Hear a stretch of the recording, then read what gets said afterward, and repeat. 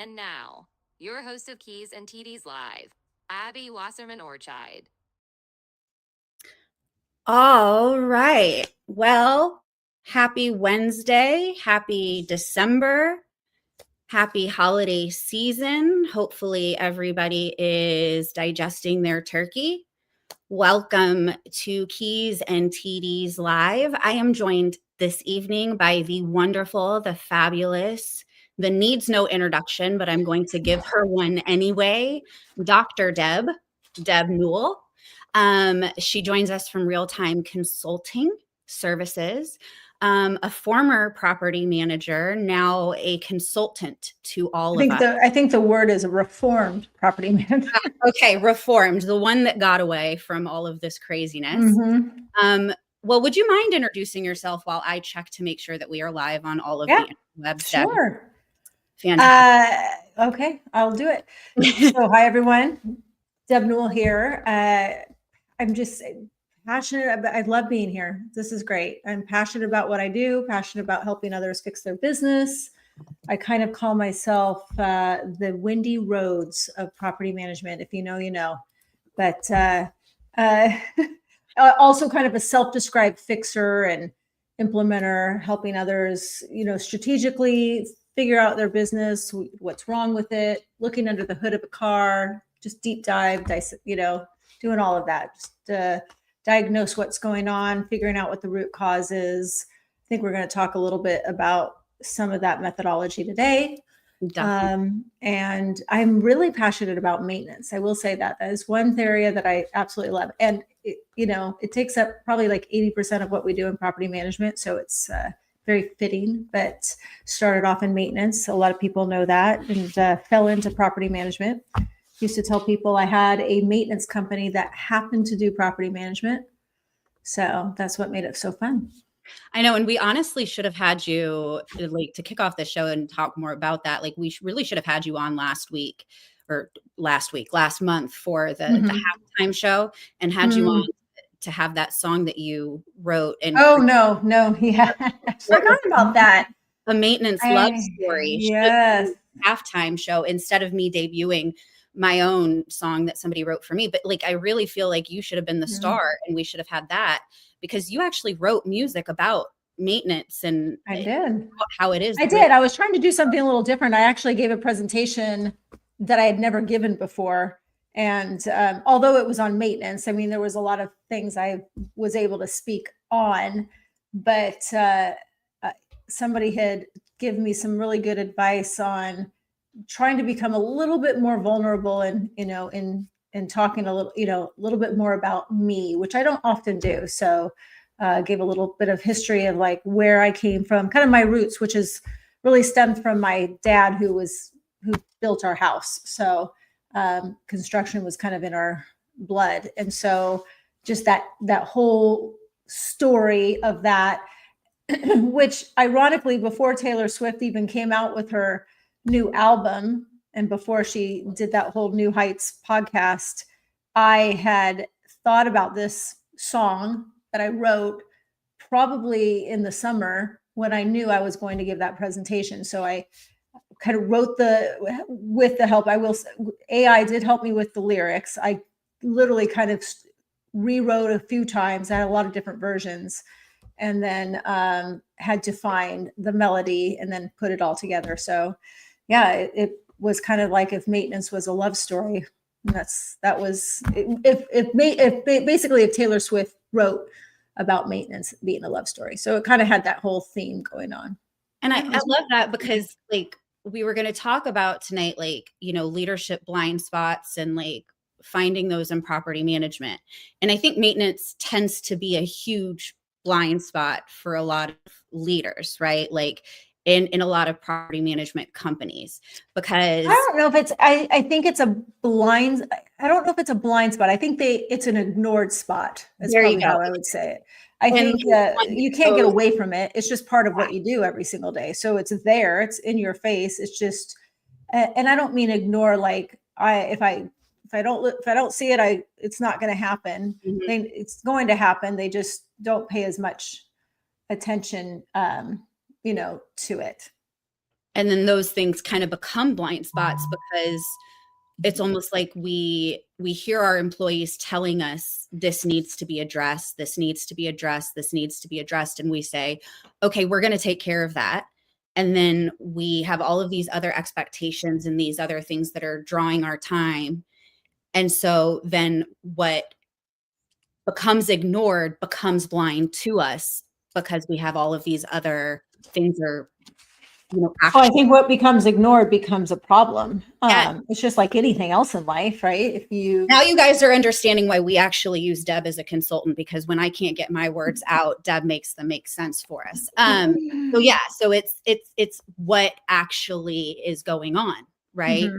And that's why tonight I wanted to talk about, I actually went to school for operations management, which a lot of people don't know about. I got sucked into what you are reformed from, which is property management. I mean, we're still both in this industry, but I went to school for operations management, and this is why you and I ended up bonding a long time ago, because of our mutual love for a lot of the systems within, processes and operations.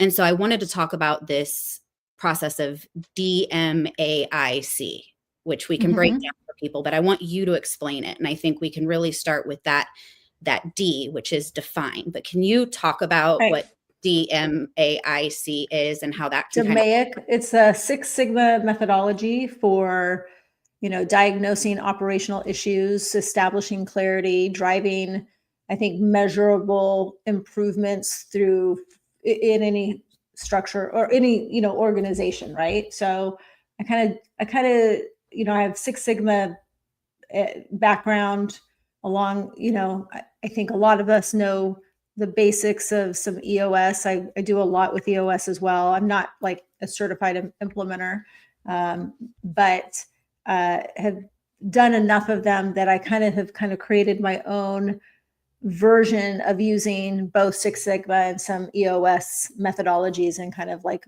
melding them together a little bit. But the cool thing about what I like about Six Sigma is, they give you these projects that basically it's a project management like school, right? It's kind of this school of like learning how to diagnose and define issues, which is what the D stands for, right? Is to define, establish clarities of the scope of the problem, who the stakeholders are involved, and what that desired outcome would look like.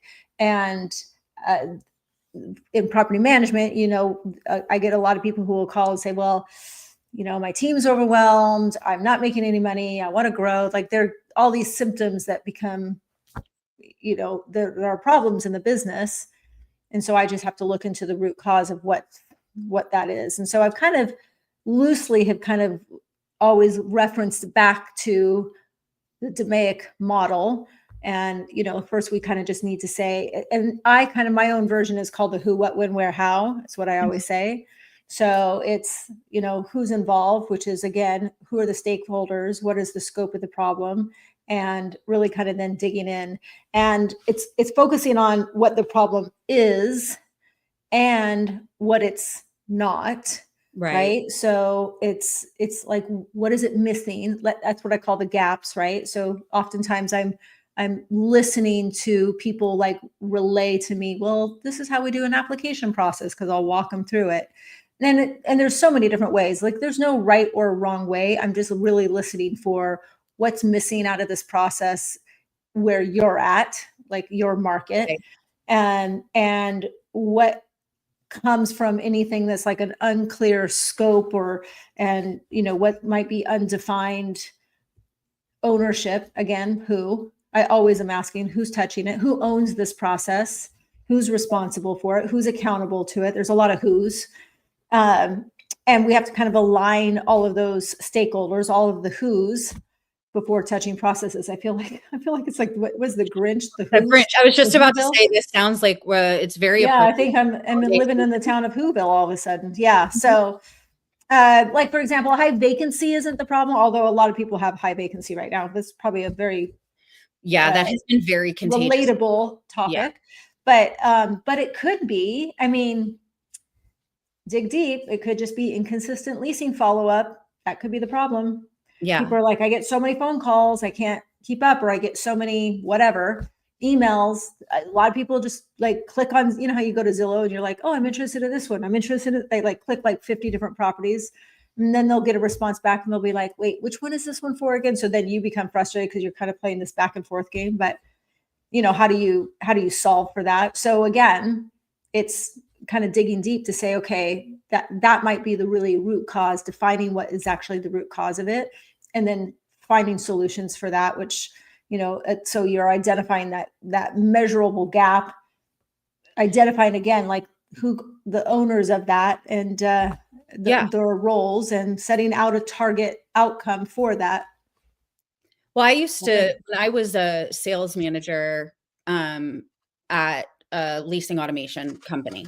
I like to not be very specific here because, you know, there's it took me a minute because I was like, what? You know, yeah, you made it sound so fancy. A leasing automation company. It was like, wow, we're very fancy over here. We wear designer brands. You know, we have a boo-boo. We're fancy. She wears Gucci. Okay. Actually, she does have a little Fucci outfit. I bought her at like one of those. What is that? Or it's a Dior outfit. I'm so sorry. It's not Gucci. No, it's but Dior. What is that? That's a Labubu. She's a little scary. Okay. I'm sorry, but she's so cute. But what is a Labubu? We'll talk about that offline. I'll educate you on the Labubus offline, Deb. If we start doing that now, our viewership's going to plummet because people are like, I came here for sport. Sweetheart, I think they plummeted the minute you took that scary looking thing out from behind you. I can still see our viewers. They're here with us. Guys, don't leave us. We're not done talking about Labubus. Sports, you may want to. Operations. Okay. DeMayak. When I was a sales manager, when I was managing people, can you believe it? People let me manage them. When we were working through, you know, what was going on in their sales pipeline, I was always, or at least in my perspective, you know, maybe pull them, maybe they didn't like it when I did this. However, I always offered to say, hey, listen, what is it that you're running into an issue with? And is there something that I can do to solve it as your manager? You know, is it an email from me? Is it a call from me? You know, is that the bottleneck to getting this sale closed? Right. Because at the end of the day, you have to also, as the leader, wonder, is that your blind spot, right? Is there something that you are doing? At least that's the question, I think, right? Do you have to ask the question, is there a bottleneck that you as the leader are providing, or I guess plugging up to solving that problem? And in that case, as the sales manager, you know, I had to ask that question, is there something I can do to push this sale through to the end and through to completion? Right.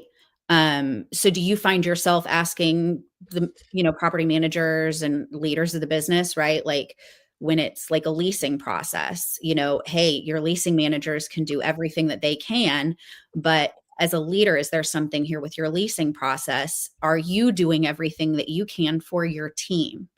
You know, we're doing everything we can to do to solve it. You know, do you feel asking questions? I think the interesting thing about this whole little scenario that you kind of talked about is that you're talking about people trying to manage people, and it's not easy. And not even sometimes, a lot of times I see managers in charge sounds weird, but responsible or managing other people who don't even know how to manage their own pipeline or their own book of business or whatever it is that they're doing. So now I'm asking them to be responsible for and be accountable to some other, someone else. And that can be really difficult. So I'm kind of smiling only at the fact that I'm like, sometimes easier said than done. They're trying to do their own job. Now you're saying, are you going to be there for others? It's a lot of the businesses I work with would probably just be laughing at this because they're like, girl, I've got my own stuff to worry about. No, I know. And I'm laughing, asking the question, right? Like, I can think of so many people just literally like that I've talked to, and it's Wednesday and I've already, Monday, Tuesday, Wednesday, I've had conversations daily with people are like that. And that's part of my deep dive process. I'm literally interviewing the team and talking to them and asking these questions, and, and they're just trying to get through the day with their own stuff. So I met a company where I think, yes, there are some people I've met that are probably doing a pretty good job on managing others, but usually that leadership is not, they're probably not hiring me as a consultant. So, okay. Makes sense. I mean, they're probably, because they got their stuff figured out. Yeah.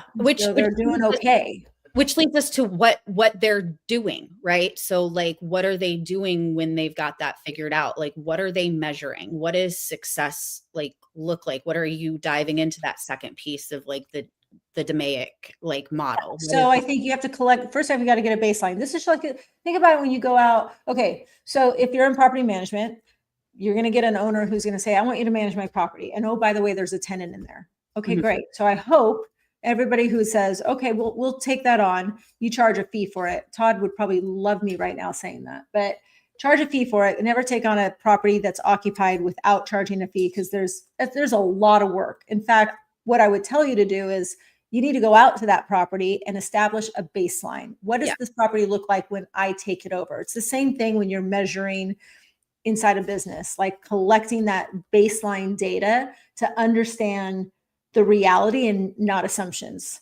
Right. And so I measurement protects us from making decisions based off of feelings, which I never like to do. It's like the worst 4-letter word that starts with an F is the word feel.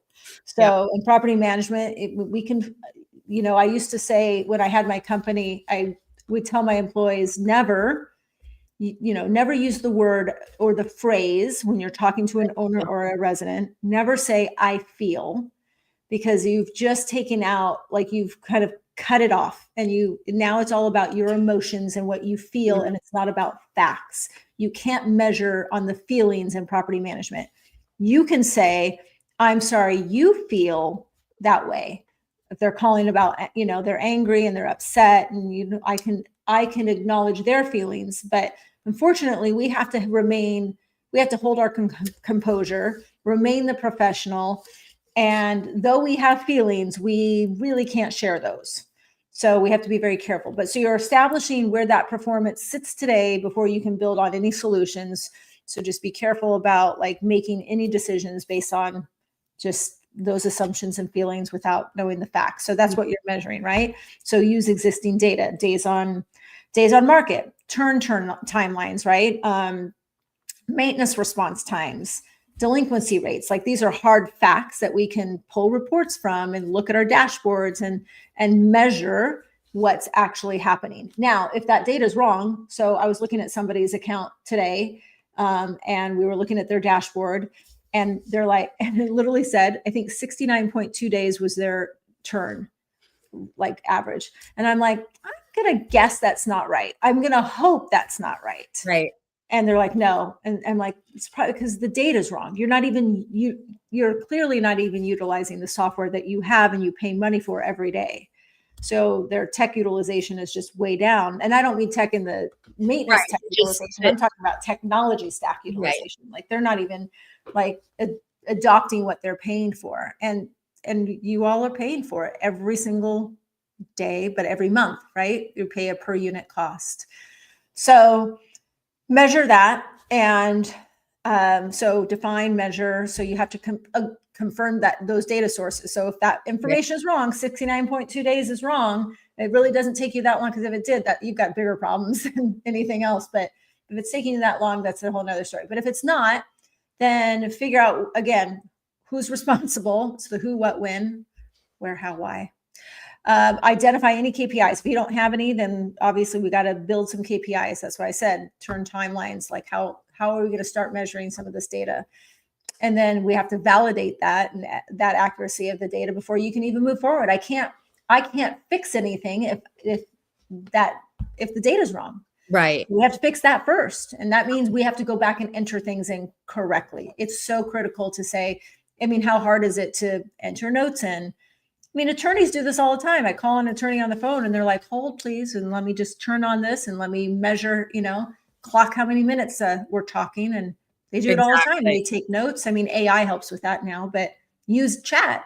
Just, summarize an email, throw the email into chat saying, summarize this with this many characters and stick it into your property management platform.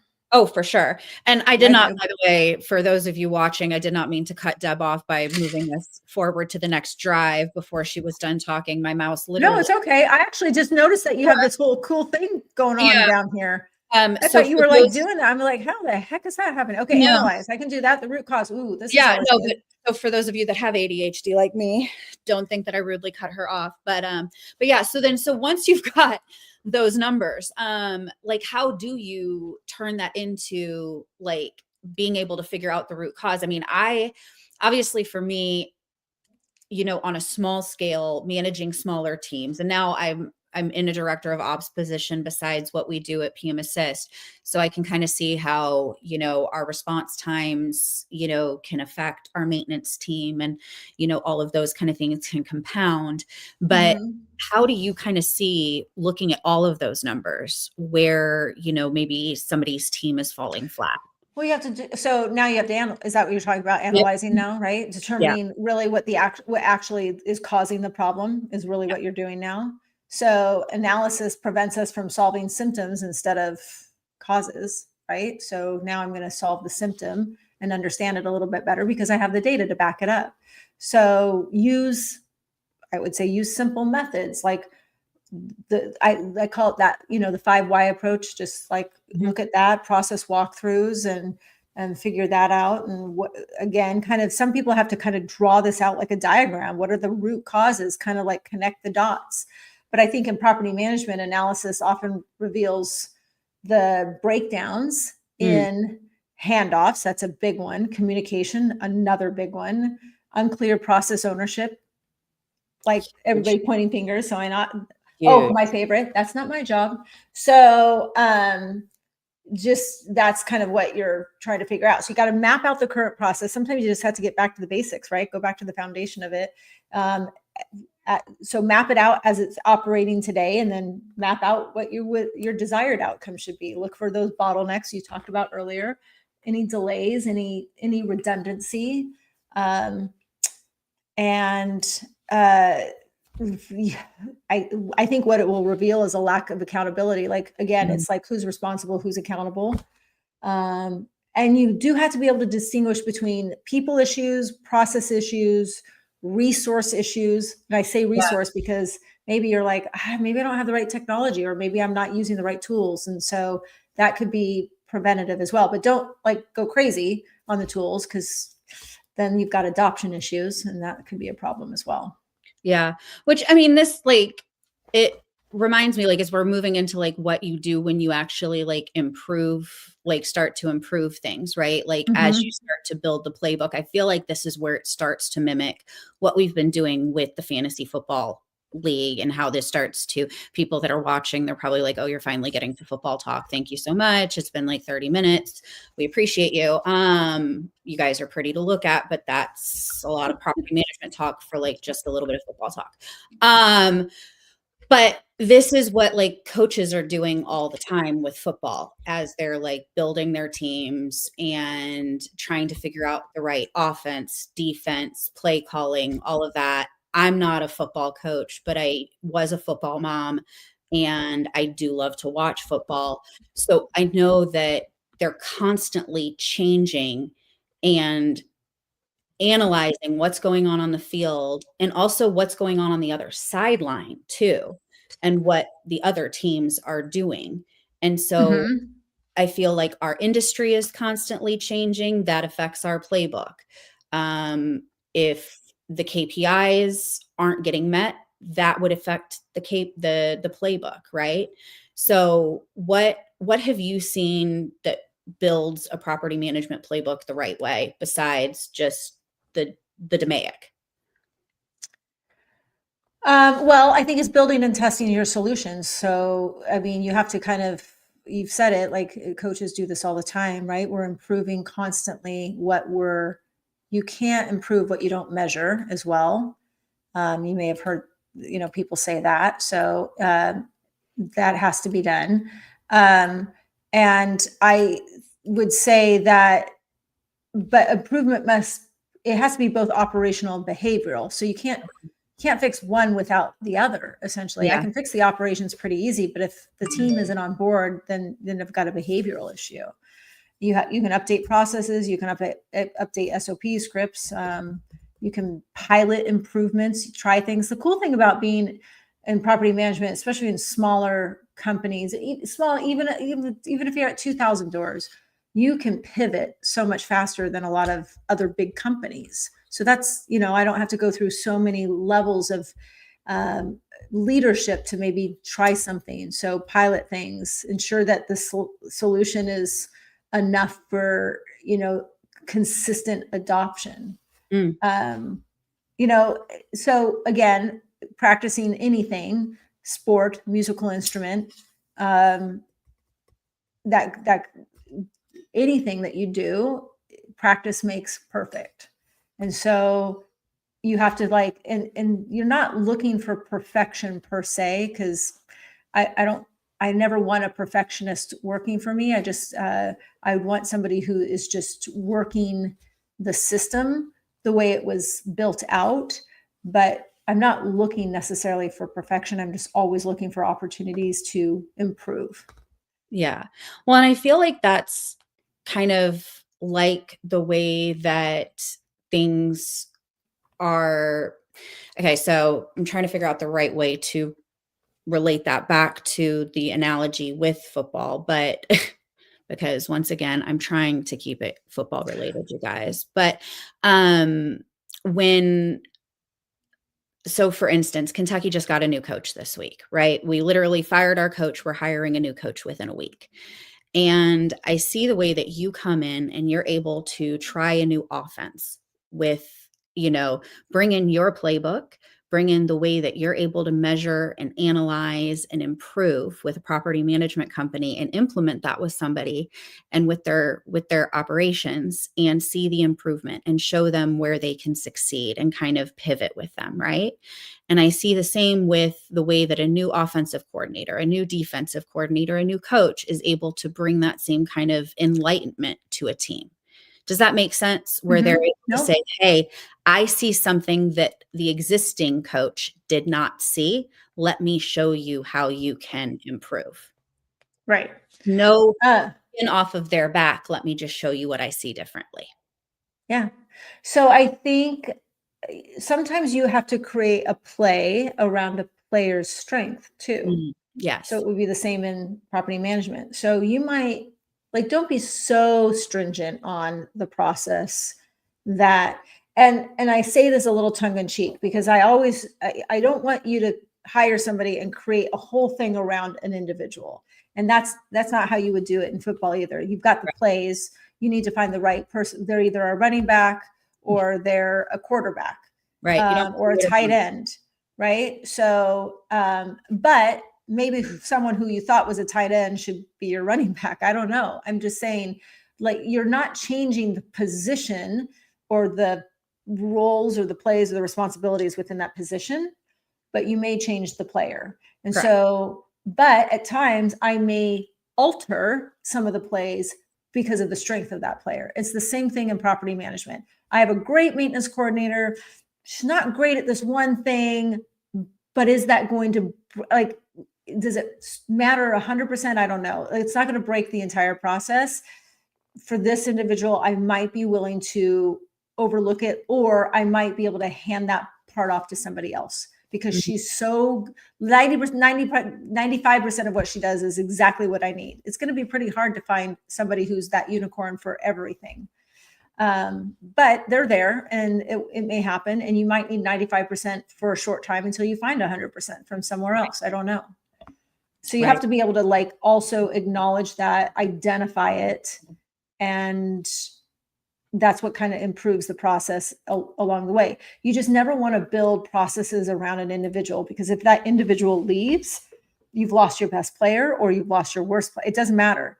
You've now have a broken team because now everybody's like, well, so-and-so is doing that. And then you look at the job description, you're like, that's not even what they were supposed to be doing. So you've like somehow, created this convoluted way of around somebody that it doesn't fit. And that's the hard part. And that's the hardest part of what I do, is when I work with people and I've identified not necessarily people that aren't, I was looking at it saying, we're going to have to make some changes. Some of it may be people, some of it may just be responsibilities within their role. And that tends to be the hardest thing for managers or owners to do. They seem to just like, I can't do that to them. I don't know what I'm going to do.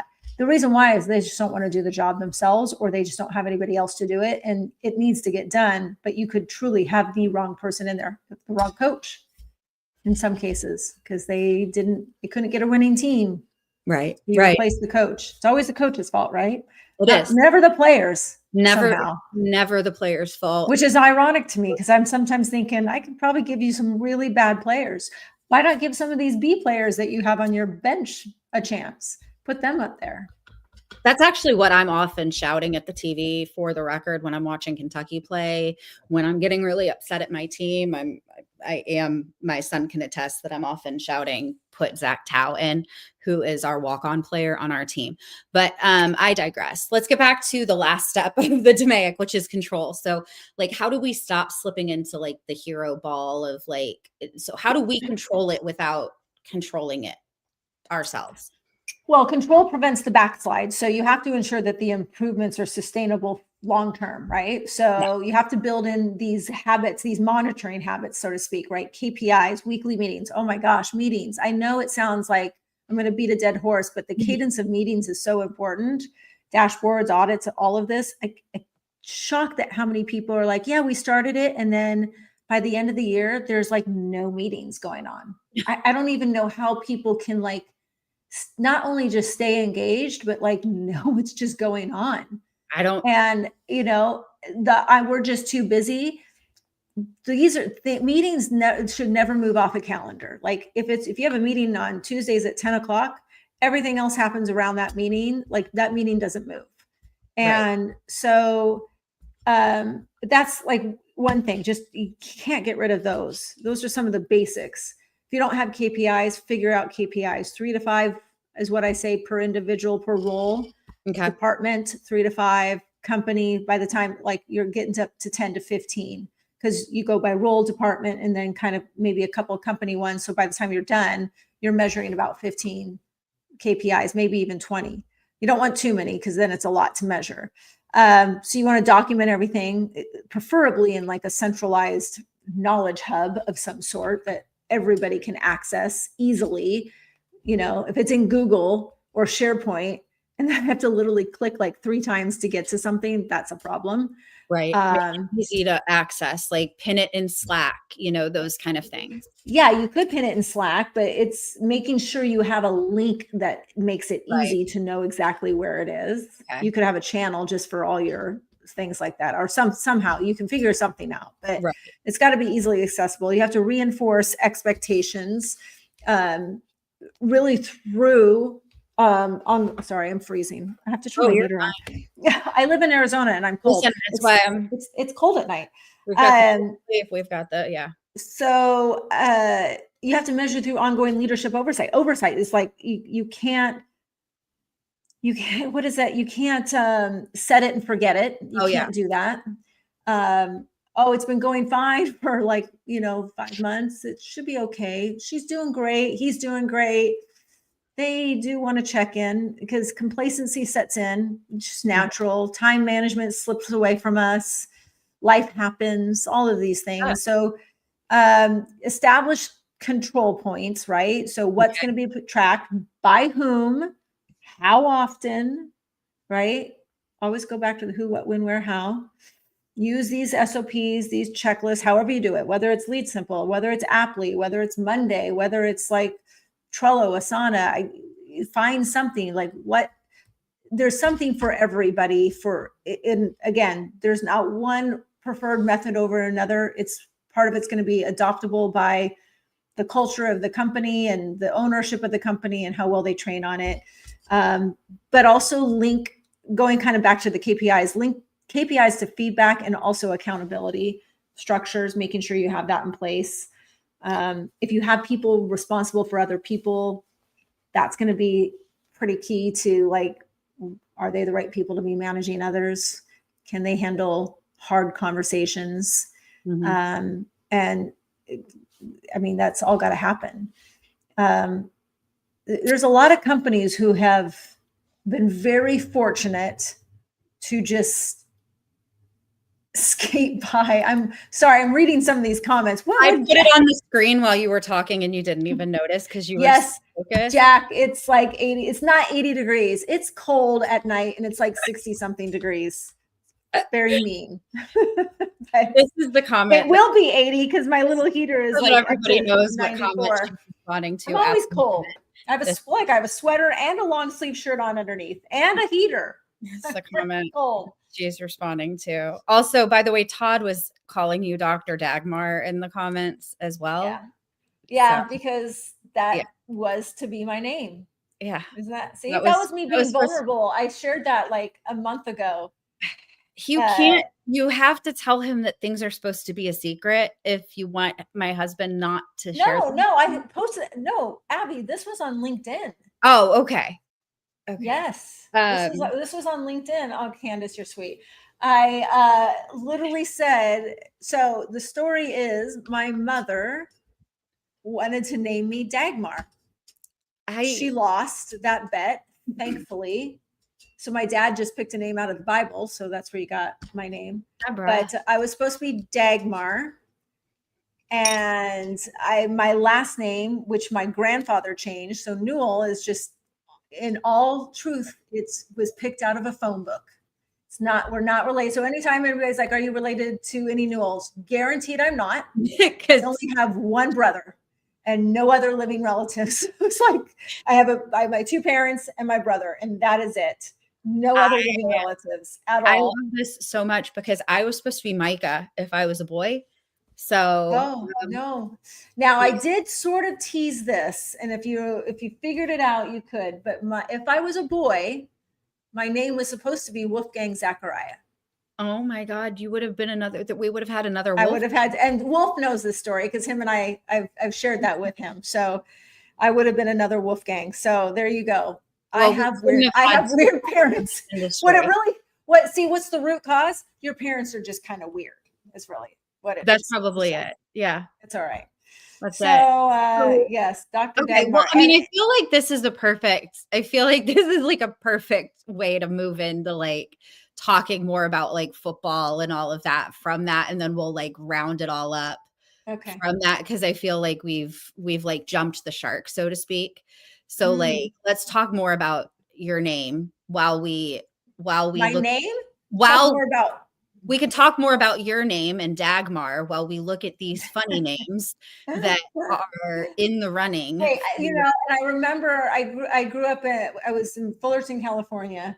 Yes. I went to the bank. Remember when we all used to go to the bank and deposit money? That thing, that big building out there. Somewhere somebody holds our money. I remember going with my mom to the bank. I don't know why this was stuck out, because I knew from a very young age, my mom has instilled in me that my name was supposed to be Dagmar. It is not a secret. Like, this is like no family secret. Again, small family to fit a closet. So I remember going to a bank in California, and literally the name of the woman, the teller, was Dagmar. I was I could not believe it. Could not believe it. That's scary.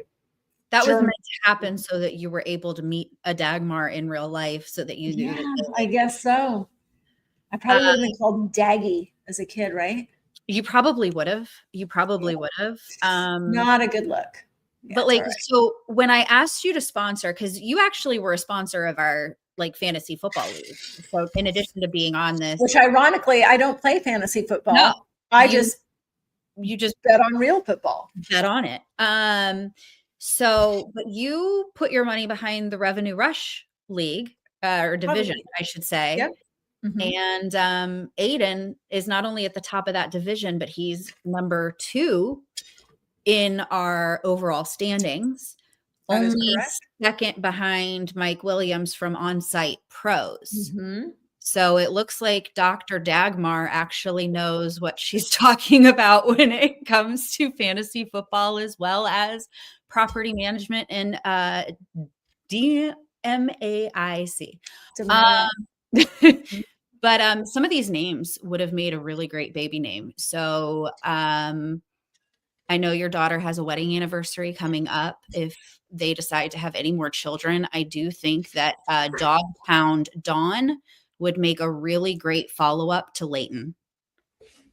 Yeah. I'm not. That's one thing. I am not. She can name her own kids. Yeah. Well, I'll talk to her about that. I'll reach out. She's done okay so far, so she can name her own. So this is Just where don't we have my mother name them with the divisions. And if we want to take a look at how we are coming along for the playoffs, we do have, as I said, on the right. Yes, I've got them right. Okay. Nope, I labeled them wrong. So the toilet bowl is actually on the left and the championship is on the right. So please enjoy me getting ready for this live and labeling these screenshots wrong. I do all my own stunts. So on the right, a music nerd is actually in first place. That is Mike Williams. So far, Aiden is in second. And then we've got Courtney Parks, Tyler, looks like Josh from Lula, and Chris Stearns are also in the running for the championship right now. But just a note, the playoffs start next week at week 15. So you've still got a week to make it. And as of right now, it looks like Zach, our business development manager, has not pulled himself out of the running for the toilet bowl. We've got Benton, Tom Greenwood, PM Barbie, which is Susan Golding, Maddie from Property Meld. I guess Ray is working her too hard over there. She can't focus on her fantasy football. And Thomas Talbert. So the winners of the toilet bowl are going to get a nice golden toilet bowl trophy. And once again, the winner of the entire tournament is going to get a custom ring. So that should be fun. And we will be back again to do a award show, I think in January. I think we're going to take the rest of this month off for the holidays, if I'm not mistaken. We were going to do like another show, but we decided to take a pause for the holidays because Hanukkah and Christmas and New Year's all come together pretty quickly. So back to kind of sum everything up. Deb, all of this stuff, it doesn't really relate to football, but it can. So let's just really sum it up as it relates to property management. How about that? Okay, how does DMAIC apply to property management? Yeah. So what are your final kind of takeaways if you were back and not so reformed from property management? Okay, so let's tie this into like leasing. Let's do that. Just go through it. Define leads that are not converting, measure lead response times and follow-up sequences, analyze process gaps in, like, let's say your CRM or lack of any consistency, improve. So build your workflows, scripts, train, and control, and make sure you're tracking your conversions KPI weekly. Maintenance, define work orders aging too long.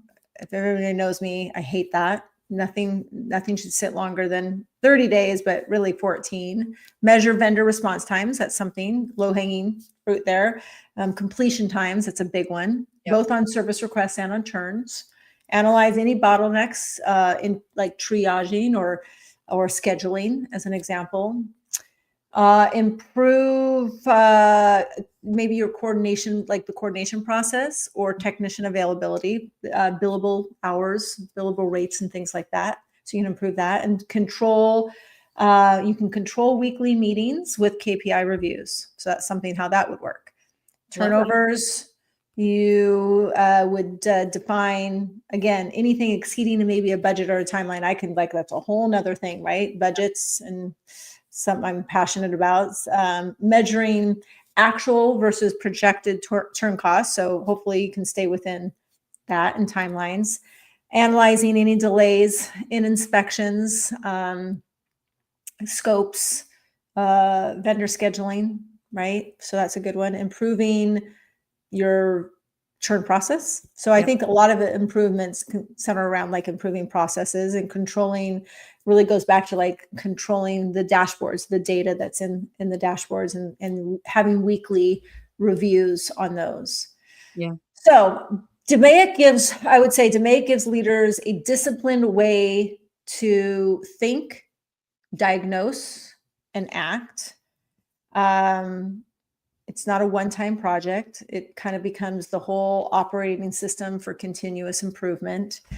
And I think when you kind of adopt that kind of methodology, that thinking, operational issues really become a lot more solvable. You kind of have to it's like taking a step back, right? Looking a little bit from the outside in, and what's predictable, what's preventable. Yeah.